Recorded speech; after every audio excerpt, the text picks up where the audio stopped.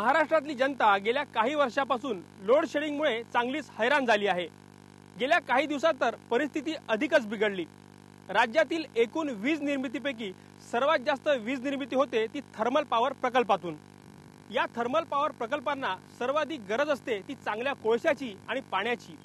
आसाम मधला पूर परिस्थिती, तेलंगणातलं आंदोलन आणि निकृष्ट दर्जाचा कोळसा यामुळे या थर्मल पॉवरची वीज निर्मिती अर्ध्यापेक्षाही कमी झाली। राज्य सरकारला वेळेवर याचं उत्तर सुचलं नाही का, या आणि एकूण प्रश्नाचं उत्तर या कार्यक्रमात आपण पाहणार आहोत। आमची टीम पोहोचली वीज निर्मितीचं उगमस्थान असलेल्या कोळसा खाणीत।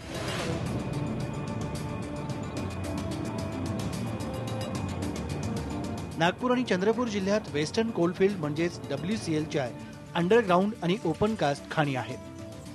अंडरग्राऊंड खाणीतून शेकडो मीटर खोल जाऊन कोळसा बाहेर काढला जातो।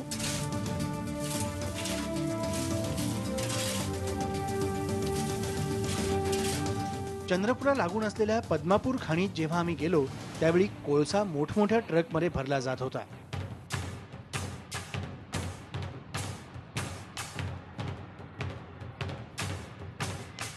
पण आश्चर्य म्हणजे ट्रक भरल्या जाणाऱ्या कोळशासोबत दगड जात नाहीत ना हे तपासण्यासाठी कोणीही नव्हतं।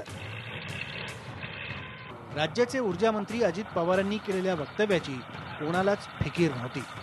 या जी कंपनी आहे त्यांच्याकडनं पण आम्ही सांगितलं की आम्हाला जॉईंट त्याच्या संदर्भातलं हे झालं पाहिजे, तपासणी झाली पाहिजे।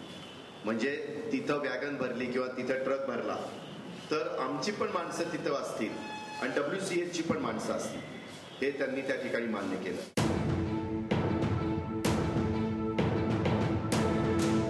कोळसा हे वीज निर्मितीचं सर्वात मोठं साधन आहे, पण यामागे अनेक गोष्टी छुप्या असल्यानं राज्य सरकारच्या अखत्यारीतील महानिर्मिती कंपनीला चांगला कोळसा मिळत नाही।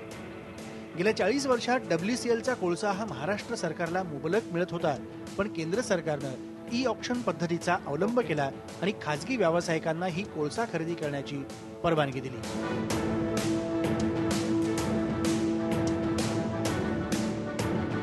चांगल्या प्रतीचा कोळसा गेल्यानंतर उरलेला कोळसा महानिर्मितीला मिळतो हे अधिकाऱ्यांना माहिती आहे।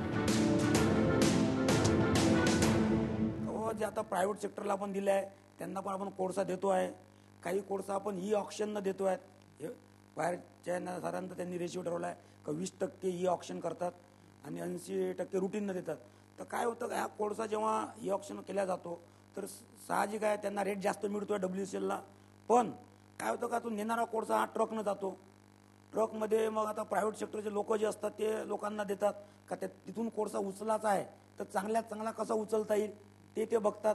आणि जो उरलेला कोळसा असतो मग तो गव्हर्नमेंट कंपन्या, महाजनको आहे किंवा अजून बाकीचेच असेल MP, BSL अजून असेल अशा लोकांना मग तो उरलेला कोळसा जातोच।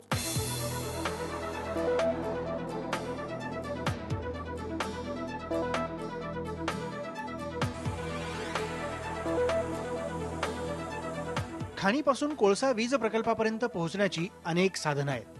WCL म्हणजेच वेस्टर्न कोलफील्डच्या नागपूर आणि चंद्रपूरच्या आसपास असलेल्या कोळसा खाणीतून या प्रकल्पांना कोळसा पुरवला जातो। परंतु या कोळशाबद्दल अनेक दिवसापासून तक्रारी येत आहे आणि याचा फटका वीज निर्मितीला सहन करावा लागला। देशात कोळशाच्या उत्पादनात मागील काही वर्षात मोठ्या प्रमाणात घट झाली आहे। ही घट भरून काढण्यासाठी कोल इंडिया पुढे मोठं आव्हान आहे। सध्या देशात 431 दशलक्ष टन कोळशाचं उत्पादन आहे, त्यातील 75% कोळसा हा वीज निर्मितीसाठी खर्च होतो। त्यामुळे अनेकदा ऑस्ट्रिया आणि इंडोनेशियातून कोळशाची आयात केली जाते। WCLच्या वर्धा व्हॅलीतील बल्लारपूर माजरी परिसरातून कोळशाचे भरघोस उत्पादन घेण्यात येतं। कोळशासोबत निघणाऱ्या ओव्हरबर्डन म्हणजे माती आणि दगड या कोळशात मिसळल्यानं पावसाळ्यात वीज प्रकल्पाची अवस्था अत्यंत वाईट होते।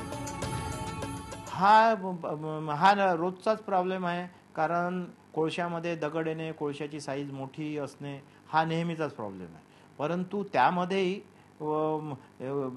कोळसा जसा येत असतो आम्हाला तर ती सॅम्पलिंग केल्या जाते आणि त्याप्रमाणे त्याचं डिसिजन घेतलं। वीज प्रकल्पात कोळसा आल्यावर त्याकडे फारसं लक्ष दिलं जात नाही। वीज तुटवडा असेल किंवा कोळशाची तूट भासली की कोळशाचं महत्त्व कळतं। वीज निर्मितीसाठी सर्वात महत्वाचा घटक म्हणजे कोळसा. या संपूर्ण परिसरात आपल्याला कोळसा पाहायला मिळतो. इथं कोळसा बारीक होतो आणि प्लांट पर्यंत पोहोचवला जातो. परंतु या कोळशामध्ये जर माती आणि पाणी मिक्स झालं तर हा कोळसा कुठल्याच कामाचा येत नाही आणि त्याचा फटका वीज निर्मितीवर पाहायला मिळतो. राज्यावर विजेचं संकट ओढवलं तेव्हा राज्य सरकारला जाग आली आणि आता कोळसा ठेवण्याच्या जागेला पाणी लागू नये यासाठी उपाय केले जात आहेत. पावसाळ्यामध्ये काही कोळसा हा पावसाळा सुरू व्हायच्या आधी असा जरा शेड तयार करून त्याच्यामध्ये जर ठेवू शकलो, स्टोअर करू शकलो, तर पावसामध्ये ओला कोळसा वापरून आता 2 युनिट चालली 500 मेगावॅटची, पण वीज किती बाहेर पडते? 300 मेगावॅट, 290 मेगावॅट. मागच्या वेळेस आम्ही दिवाळीत आलो होतो त्यावेळेस 500 युनिट मेगावॅट मधनं 500 मेगावॅट वीज मिळत होती. ह्या ज्या काही बाबी झालेल्या आहेत त्याच्यामध्ये आम्ही बदल त्या ठिकाणी करतोय. कोळसा खाणीतून हा कोळसा वॅगनच्या माध्यमातून वीज प्रकल्पाच्या टिपलर पर्यंत पोहोचतो. टिपलरच्या बेल्टवर कोळसा पुढे सरकताना मोठे मोठे दगड येताना दिसतात. चांगल्या प्रकारचा कोळसा असला म्हणजे वीज निर्मिती ही चांगली होते. हा कोळसा चांगल्या प्रतीचा आहे आणि थर्मल पॉवर प्रकल्पासाठी जातो आहे. मी आता तुम्हाला दाखवणार आहे खराब प्रतीचा कोळसा म्हणजे मोठमोठे दगड. त्यामुळे मधल्या काळामध्ये वीज निर्मिती शून्यावर आली होती. वीज तयार होते म्हणजे काय हा प्रश्न अनेकांना पडतो. लोड शेडिंग सुरू झालं की जनतेकडून सरकारवर खूप टीका होते. लोड शेडिंगची परिस्थिती मुद्दामहून तयार केली जाते. कोळसा यांच्याकडे आहे ही पक्की गोष्ट आहे की कोळसा यांच्याकडे पूर्ण आहे, त्याचा पूर्ण ह्या लोक उपयोग करून घेत नाही. कोळशाची कमी इतकी नाही आहे, कारण 2-3 वर्षापूर्वी आपल्याला आठवत असेल तर महाजनकोकडे फक्त 1 दिवस अथवा 2 दिवसचा कोळसा राहत होता आणि त्याच्यामुळे फार हे प्रॉब्लेम निर्माण झाले होते. परंतु आता त्यांचा जो कोळसा आहे, काय कारण झाले काय झाले माहीत नाही, पण ह्या लोकांना त्याच्याबरोबर सध्याही उपयोग करू शकत नाही. कोळसाचा स्टॉक असूनही हे लोक त्याचा उपयोग बरोबर करून घेत नाही.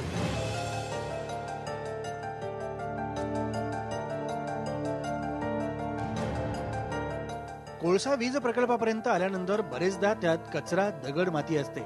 बंकरमध्ये हा कोळसा गेल्यावर कोल फीडरमध्ये अडकतो आणि त्यामुळे चालू असलेलं युनिट मेंटेनन्ससाठी बंद करावं लागतं. त्यामुळे ही वीज निर्मितीमध्ये तूट येते.